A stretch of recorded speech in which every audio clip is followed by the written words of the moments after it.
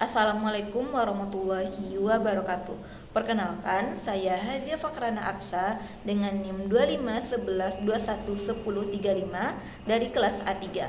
Pada kesempatan ini, saya akan menjelaskan mengenai masalah gizi yang mencakup pengertian, jenis, penyebab, dan dampaknya, serta dilanjutkan dengan peran dan kontribusi sarjana kesehatan masyarakat dalam mengatasi masalah gizi dan kontribusinya terhadap pembangunan sebagai tugas dasar IKM dengan dosen pengampu Profesor Dr. Helmizar SKM M Biomed. Yang pertama ada pengertian masalah gizi. Nah, masalah gizi adalah kondisi ketika tubuh tidak mendapatkan zat gizi, baik makronutrien maupun mikronutrien, dalam jumlah dan kualitas yang sesuai dengan kebutuhannya. Tubuh membutuhkan gizi yang cukup untuk tumbuh, berkembang, dan menjalankan fungsi tubuh secara optimal. Ketika terdapat ketidakseimbangan antara apa yang dimakan dan apa yang dibutuhkan tubuh, maka akan muncul berbagai gangguan kesehatan yang kita kenal sebagai masalah gizi. Masalah gizi tidak hanya dialami oleh kelompok tertentu saja, melainkan bisa terjadi pada semua kelompok usia, mulai dari balita, remaja, dewasa, bahkan lansia. Yang pertama ada gizi kurang. Jenis masalah gizi yang pertama adalah gizi kurang, yaitu kondisi ketika tubuh tidak memperoleh energi atau nutrisi penting yang cukup. Kekurangan ini dapat disebabkan oleh kurangnya asupan makanan, penyakit infeksi yang membuat tubuh sulit menyerap nutrisi, atau kondisi sosial ekonomi yang membatasi kemampuan untuk memperoleh pangan. Beberapa contoh gizi kurang antara lain ada 1. Stunting, yaitu pertumbuhan tinggi badan yang terhambat akibat kekurangan gizi kronis. 2. Wasting, yaitu kondisi ketika berat badan sangat rendah untuk tinggi badan. Yang ketiga ada underweight, yaitu berat badan yang kurang untuk usia. Selanjutnya kekurangan gizi mikro seperti vitamin A, iodium, dan zat besi yang sangat dibutuhkan dalam proses metabolisme tubuh. Gizi kurang sangat berdampak pada tumbuh kembang anak, kemampuan belajar, dan daya tahan tubuh. Nah, selanjutnya ada gizi lebih.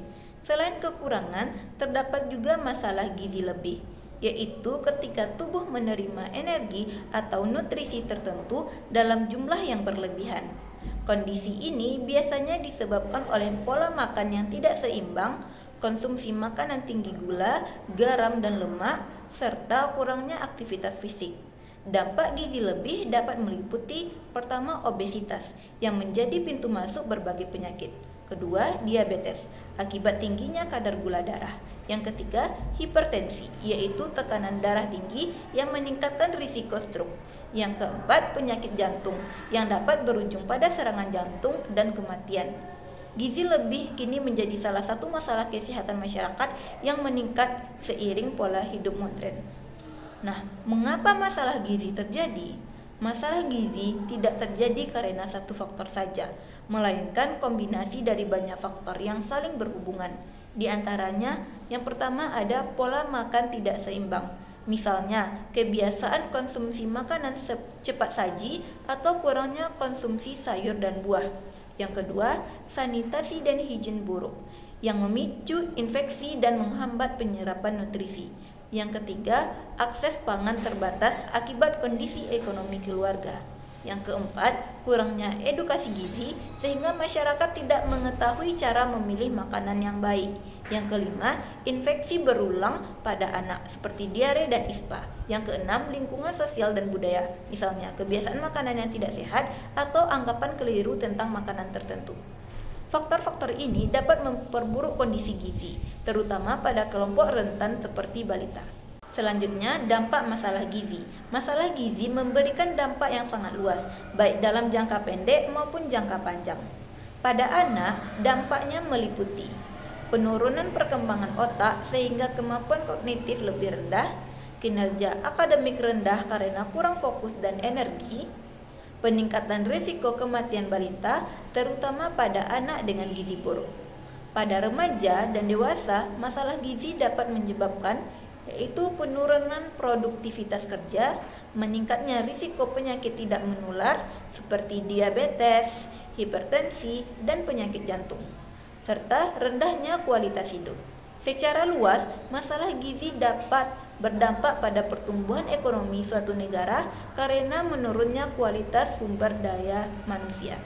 Selanjutnya, peran dan kontribusi sarjana kesehatan masyarakat dalam mengatasi masalah gizi. Sarjana kesehatan masyarakat memiliki peran strategis dalam mengatasi masalah gizi melalui 6 kontribusi utama. Yang pertama, promosi kesehatan dan edukasi gizi. SKM berperan memberikan edukasi kepada masyarakat mengenai pola makan seimbang, pentingnya ASI eksklusif, MPASI yang bergizi, serta pencegahan gizi kurang dan gizi lebih. Edukasi ini sangat penting untuk meningkatkan pengetahuan masyarakat agar mampu membuat pilihan makanan yang lebih sehat. Yang kedua, perencanaan program gizi. SKM juga terlibat dalam merancang berbagai program gizi berbasis data seperti posyandu, pemberian makanan tambahan, fortifikasi, dan kampanye gizi seimbang.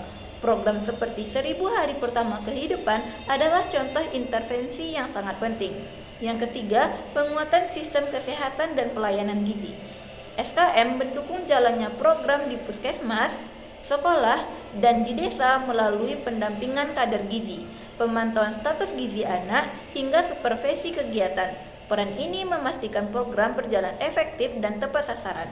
Yang keempat, surveillance gizi dan pengumpulan data. SKM melakukan pengukuran antropometri mengenai dan menganalisis data gizi dan memantau perubahan status gizi masyarakat. Data ini menjadi dasar pengambilan kebijakan dan evaluasi program.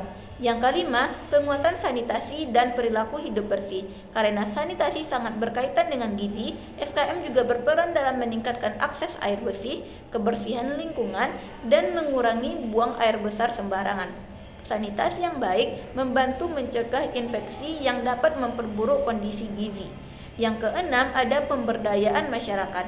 SKM menggerakkan masyarakat melalui kader posyandu, PKK, Karang Taruna, dan tokoh lokal.